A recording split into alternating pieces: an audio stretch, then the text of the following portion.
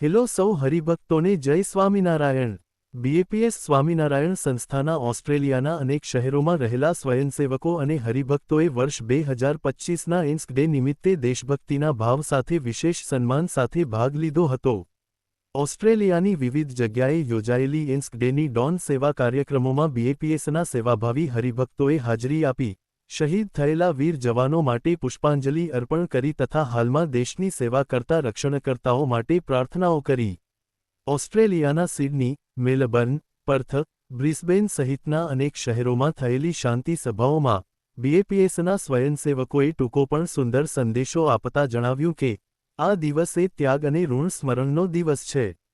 આપણી શાંતિપૂર્ણ અને સુરક્ષિત આજની જીવનશૈલી પાછળ અનેક વીર જવાનોના બલિદાનની છાયા છે।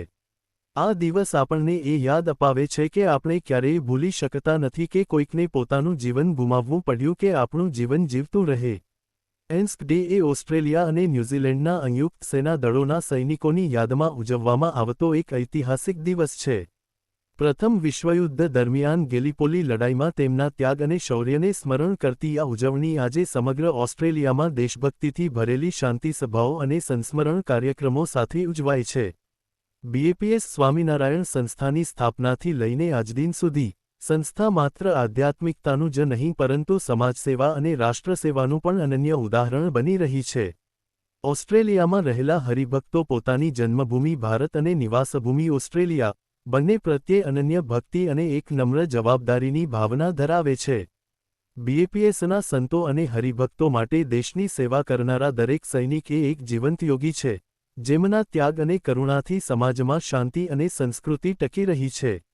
આ પ્રસંગે બીએપીએસના વિવિધ આગેવાનોએ જણાવ્યું હતું કે સાંસ્કૃતિક મૂલ્યો અને આધ્યાત્મિકતા સાથે ભક્તિપૂર્વકનું રાષ્ટ્રસ્નેહ એ જ સાચી સમાજસેવા છે। વિડિયો અંતે દર્શકોને અનુરોધ કરીએ કે આવા આધ્યાત્મિક અને સામાજિક સેવાકાર્યો અને બીએપીએસ સ્વામિનારાયણ સંપ્રદાયને લગતા અવનવા અને લેટેસ્ટ સમાચાર જાણવા માટે અમારી યુટ્યુબ ચેનલને સબસ્ક્રાઇબ કરીને બેલ આઇકોન જરૂરથી પ્રેસ કરી દેજો। સૌનો આભાર।